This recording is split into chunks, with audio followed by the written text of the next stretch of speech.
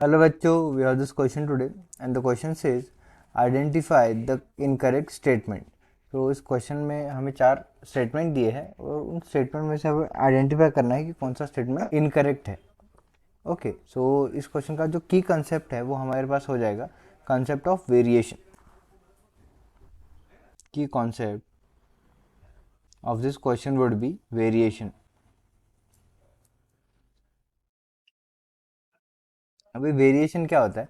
Variation जो है एक प्रकार का अडेप्टेशन बोल सकते हो आप, एक प्रकार का इवोल्यूशन है जो कि ऑर्गेनिज्म अपने आप में लाते हैं जब उन्हें सर्वाइव हार्श कंडीशन में सर्वाइव करना पड़ता है. तो नेचुरल जो कंडीशंस होते हैं उसके अंदर फिट होने के लिए, उसके अंदर सर्वाइव करने के लिए ऑर्गेनिज्म अपने आप में जो है वेरिएशंस लाते हैं. सो ऑर्गेनिजम्स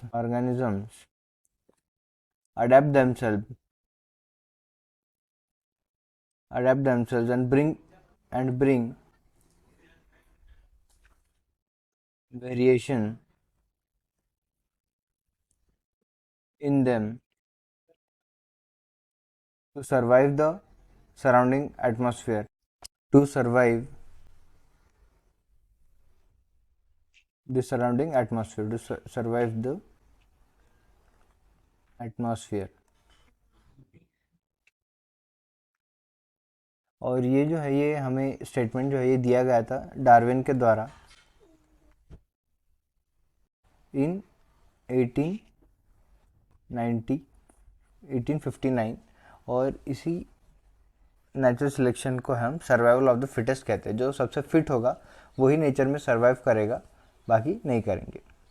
अभी अडेप्टेशन एंड वेरिएशन से जो चेंजेस लाए हैं, अडेप्टेशन एंड वेरिएशन जो चेंजेस आए हैं, अगर वो चेंजेस कोई पेरेंट अपने ऑफस्प्रिंग में ट्रांसफ़र कर पाए तो क्या होगा, उनकी चांसेस जो है वो बेटर हो गए क्योंकि ऑलरेडी उस ऑफस्प्रिंग को जो है वो अडेप्टेड कैरेक्टरिस्टिक्स, अडेप्टेड जो कैरेक्टर्स है वो मिल जाएंगे अपने पेरेंट्स से, अपने पहले की जनरेशन से.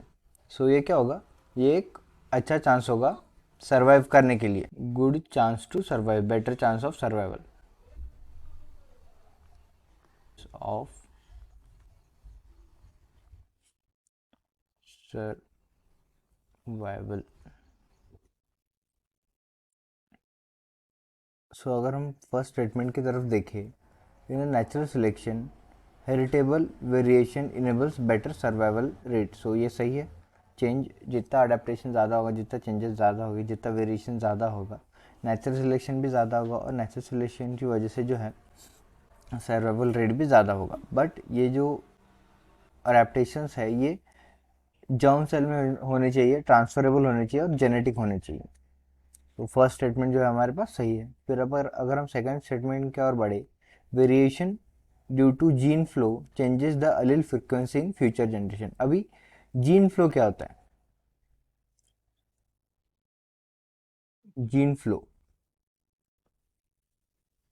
The transfer of genetic material from one population to another population.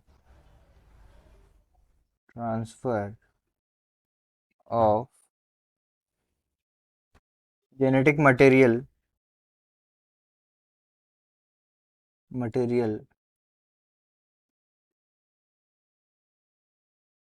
From one population to another, from one population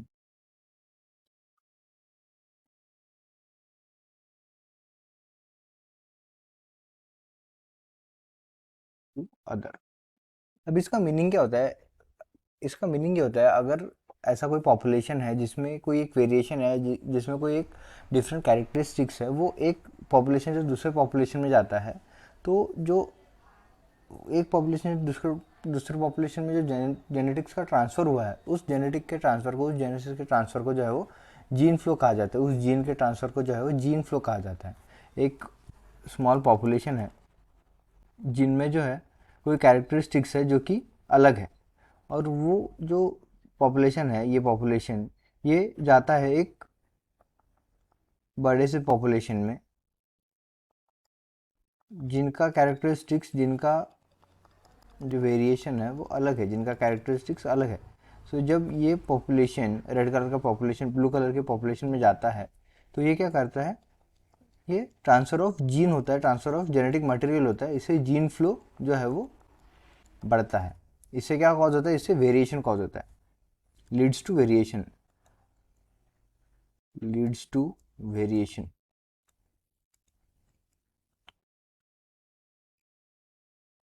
so variation due to gene flow change the allele frequency in the genetic future generation, ये भी सही है। इसके और इस variation की वजह से जो है अभी इन जो पॉपुलेशन है इनका जो फ्यूचर जनरेशन आएगा उनमें अलील फ्रीक्वेंसी क्या होगी, चेंज हो जाएगी। सो स्टेटमेंट बी भी सही है। फिर अगर थर्ड स्टेटमेंट की बात करें, gene flow occurs due to multiple gene migration, ये भी सही है। देखिए एक ही रेड डॉट जो है वो ट्रांसफर नहीं हुआ ब्लू कलर के पॉपुलेशन में, बहुत से जेनेटिक मटेरियल को, बहुत से जीन मटेरियल को जो ट्रांसफर होना पड़ा जीन फ्लो कॉज करने के लिए। सो फोर्थ ऑप्शन भी जो है हमारे पास वो सही है। इस क्वेश्चन का आंसर होगा none of the above, that is option D. Final answer of this question would be option D. Hope you understand it well. Best of luck.